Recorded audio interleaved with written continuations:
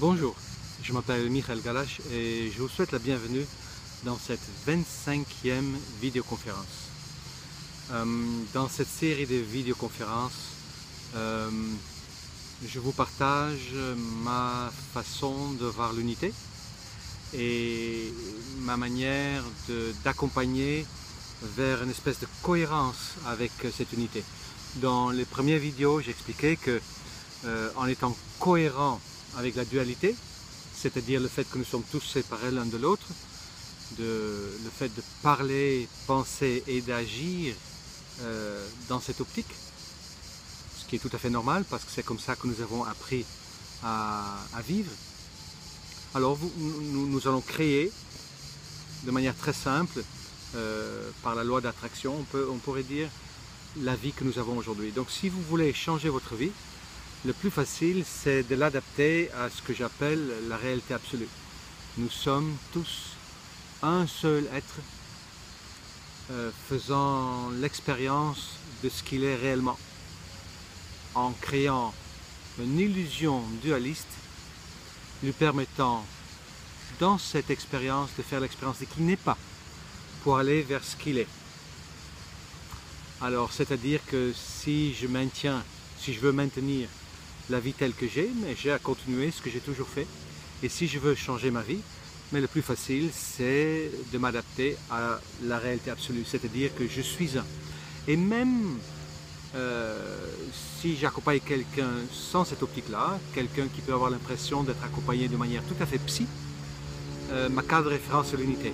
Et c'est quoi la carte de référence l'unité? Mais c'est simple, c'est que tout ce que j'envoie à l'univers me revient puisque je l'envoie à moi-même. Et je suis créateur de cette manière-là. Nous sommes un. Donc je me comporte avec l'autre autant que je peux me comporter avec moi-même. Aujourd'hui, je voulais vous parler de l'agenda. Alors je sors un peu de la série par rapport à l'abandon.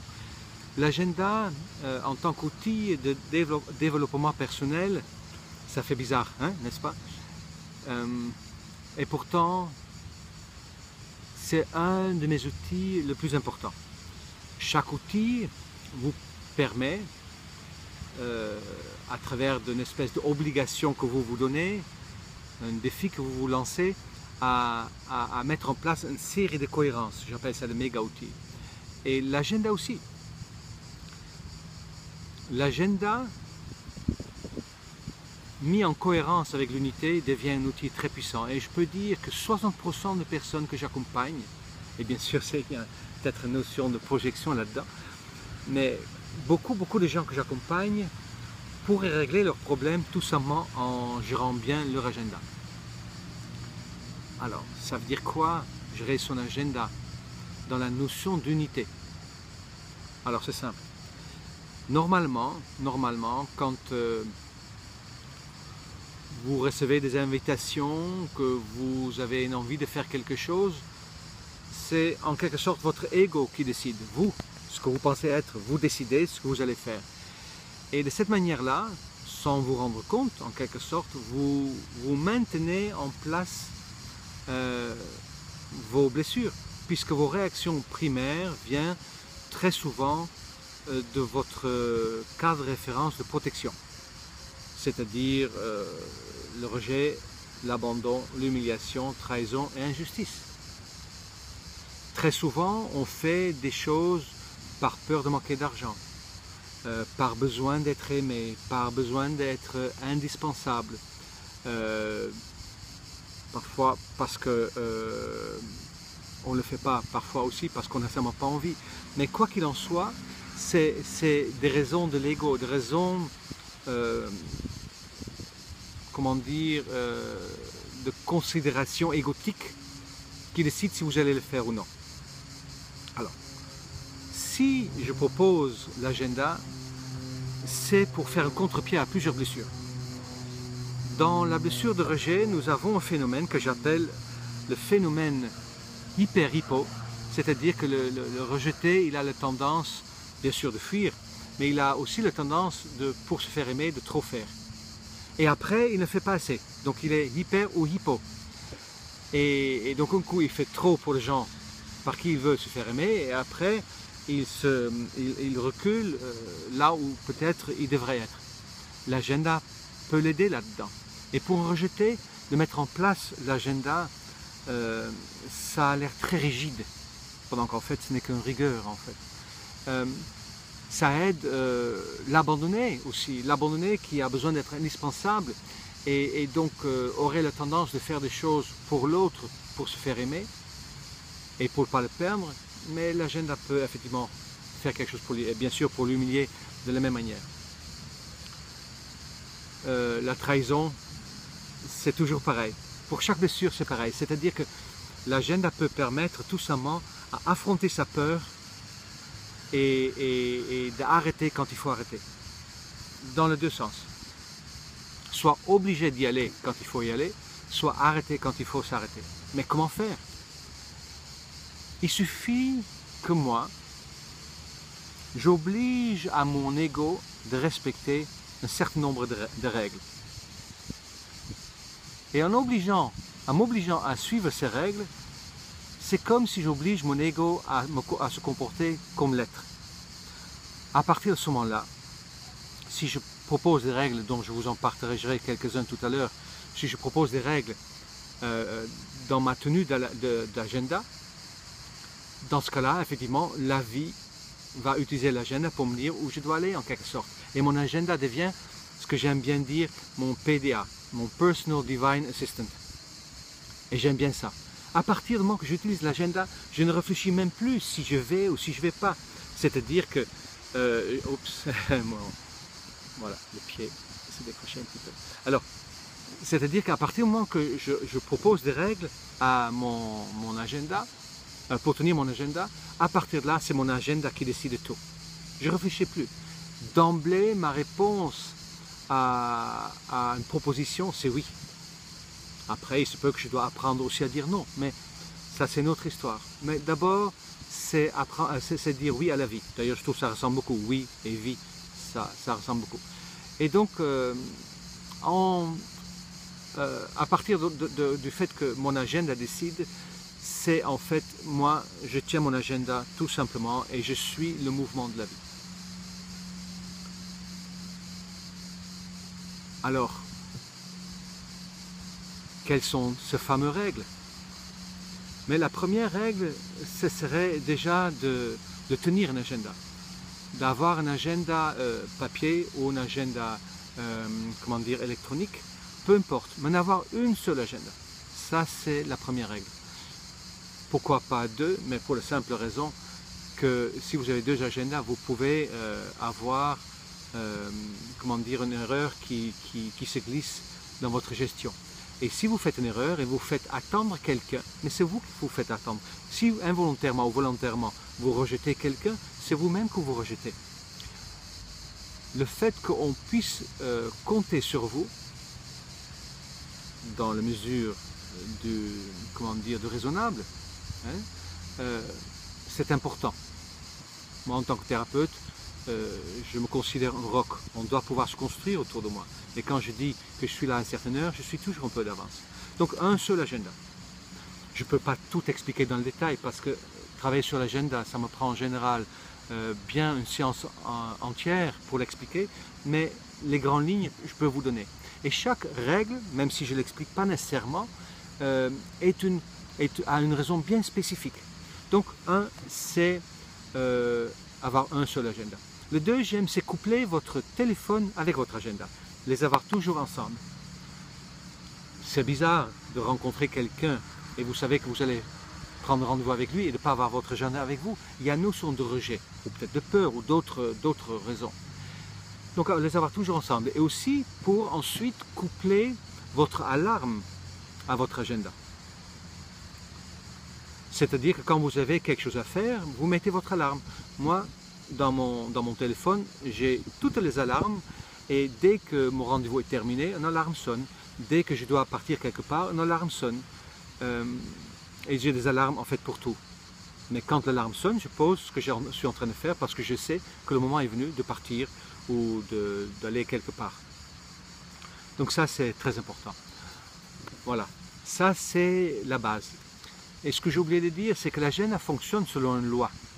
Et la loi, c'est aide-toi et le ciel t'aidera. C'est-à-dire que si vous mettez trop de choses dans l'agenda, mais la vie va vous en ajouter encore plus. Si vous en mettez pas assez, la vie va vous en retirer. Et c'est très bizarre. Mais quand je gère bien mon agenda, mais la vie prend soin de moi à travers de l'agenda. Disons, je prends soin de moi à travers de l'agenda. Donc, et ça, c'est magique. Aujourd'hui, par exemple, il me manquait un tout petit peu de temps de faire tout ce qu'il me fallait faire. Et du coup, un rendez-vous se déplaçait à un autre moment. Je trouve ça magique. C'est pas pour rien qu'un rendez-vous se libère ou un autre se met. Ensuite, nous allons donner des codes couleurs à l'agenda. Je vous propose des couleurs. Moi, j'utilise le vert pour tout ce qui est perso, puisque je me mets au vert. J'utilise le bleu pour le travail, parce que c'est le bleu de travail. J'utilise le rose pour le fête et anniversaire. Et ça, c'est en gros les couleurs que j'utilise. Et il reste une quatrième couleur au cas où. J'ai aussi une couleur que j'utilise pour un agenda commun avec ma compagne. Comme ça, si elle a besoin que je sache où elle est ou ce qu'elle fait à un moment donné, mais ça apparaît automatiquement parce qu'on a cet agenda partagé. Et vous commencez ensuite à vider votre tête. Il est très important qu'il y ait absolument tout écrit dans votre agenda. Pourquoi? Simplement parce que si vous gardez des choses en dehors de votre agenda, quand vous serez en repos, votre tête sait qu'il y a quelque chose à faire, même s'il ne sait pas exactement quoi, et ça peut vous maintenir dans un état de stress inconscient ou d'éveil conscient, comme une télé où il y a toujours la petite loupiote qui reste allumée. Donc ça vous empêche tout simplement de vous reposer comme il faut. Moi, c'est tranquille. Quand il n'y a rien dans mon agenda, je sais que je peux faire ce que j'ai envie parce que tout est écrit. Et quand vous allez écrire, vous allez commencer avec tout ce qui est vert, tout ce qui est votre perso. Pourquoi? Parce que quelqu'un qui veut réussir dans la vie doit montrer qu'il est important pour lui-même. Et ça commence donc par le temps qu'il prend pour lui. Et vous commencez donc à gérer votre agenda à travers de ça, je dirais à peu près 6 mois d'avance, si vous pouvez. 2 vacances, je dis en général. Là, on est juin, donc je mets en place mon agenda au moins jusqu'à Toussaint. Si j'arrive aux vacances d'été, mais ça va aller jusqu'aux vacances de Noël, etc. À chaque fois, je reporte d'une vacance de plus, avec voilà, 2 fêtes, 2 trous entre vacances. Et je gère, mais je commence toujours à mettre mes vacances. Ça, c'est d'abord. Dans le vert, je pose mes vacances et je prévois bien avec ma compagne que ces vacances correspondent. Et je le pose, même si après, je peux le changer. Tant que je n'ai pas d'engagement à ces dates-là, je peux le changer. Mais dès que quelqu'un s'aligne à mes dates, il devient immuable. Donc ça, c'est l'agenda. Je regarde si je peux tourner un tout petit peu parce que j'ai l'impression que je suis en contre-jour. Voilà, comme ça, c'est un tout petit peu mieux, j'ai l'impression. Alors, donc il y a la notion des vacances. Après, vous allez poser tous vos week-ends, que ce soit dimanche ou samedi ou 2 autres jours, mais au moins vous prenez 2 jours. Peu importe la charge de travail que vous avez, c'est très important de s'octroyer 2 jours de congé. Ça vous permet de démarrer sur le bon pied et de ne pas vous saturer trop vite. Et vous le posez. Et dans votre agenda, si c'est un agenda papier, dans ce cas-là, effectivement, vous barrez ces 2 jours en vert avec des aides pour dormir. Et les couleurs permettent de vous montrer tout de suite où vous en êtes. Ensuite, vous mettez vos heures de congé dans les jours de travail. Alors, ça veut dire que si je commence à 9 h, ça veut dire de 7 à 9, pouf, un Z, de midi à 1 ou midi à 2, un Z, et à partir de 19 h, pouf, un Z en vert. Ça ne m'empêche pas d'écrire encore des choses. Alors, c'est très très important. Vous commencez avec ça. Et ensuite, vous mettez tout ce qui concerne votre vie privée. Vous mettez simple comme tout. Votre thérapeute, vos courses, vous mettez tout. Quand vous faites le ménage, quand vous faites la lessive, cherchez vos enfants, et vous ne laissez rien en suspens. Vous devez commander un livre, mettez-le tout de suite. N'attendez pas à que le temps se prépare. Mettez-le à une date, à une heure, toujours. Ensuite, vous mettez tout ce qui est bleu dans le temps qui reste. C'est simple. Et quand vous prenez un engagement, alors c'est très important de bien voir. Quand imagine, je donne toujours cet exemple, quelqu'un donne rendez-vous avec moi à 13 heures. Mais imagine qu'il a besoin pour venir de 20 minutes. Mais il prendra toujours une marge. Donc il prévoit une demi-heure. Donc le rendez-vous est en fait de 11h30, 13h je dis, hein, donc c'est de midi et demi jusqu'à 14h30 et le rendez-vous. Et à 13h il met une petite flèche et il marque rendez-vous Michael. Simple. Ça veut dire que le rendez-vous, vous incluez le marge et ça vous évite de presser. L'importance, c'est que vous avez le temps d'aller partout en marchant tranquillement, sans vous presser. Et d'avoir une marge au cas où qu'il y a un bouchon quelque part, ou que vous avez oublié de faire le plein d'essence, ou que vous avez un pneu crevé. Ça m'est déjà arrivé d'avoir besoin de ça. Et parce qu'il y avait de la neige, j'ai dû faire un détour, et avec la marge, j'étais quand même à l'heure au rendez-vous, il y a longtemps. Et si vous arrivez à l'avance, le temps est pour vous. Vérifiez votre agenda dans ce cas-là, buvez un petit thé ou un petit café. L'important, c'est de calmer. Donc vous prenez toujours une marge autour de vos rendez-vous, et le marge est inclus dans le rendez-vous. Et vous ne grignotez pas vos marges. Aussi simple que ça. À partir du moment que vous avez placé vos vacances, vous avez placé vos rendez-vous de cette manière-là, à partir de ce moment-là, quand quelqu'un demande un rendez-vous à un moment où il y a déjà quelque chose de noté, vous êtes obligé de dire non. Vous dites, je suis désolé, mais là je ne peux pas, mais je peux vous proposer tel jour, telle heure. L'obligation de dire non de cette manière-là est très importante dans l'apprentissage de positionnement. Et du coup aussi, si la place est libre, vous dites oui. Vous gardez aucun rendez-vous en suspens. C'est aussi une règle. Quelqu'un vous propose quelque chose, vous donnez la réponse tout de suite. Vous pouvez, vous dites oui. Vous ne pouvez pas, vous dites non. Simple, mais ce n'est pas vous qui dites. C'est en fait votre agenda qui montre. Vous n'avez qu'à bien le tenir. Ensuite, la règle suivante, et je vois bien par rapport à l'heure que je n'aurai pas le temps de tous le dire, mais je vous donnerai le plus important. La règle suivante, c'est un rendez-vous donné, c'est un rendez-vous sacré. Que ce soit avec votre employeur, que ce soit avec votre employé, que ce soit avec votre enfant, que ce soit avec votre thérapeute, il y a un sens pourquoi votre rendez-vous est là.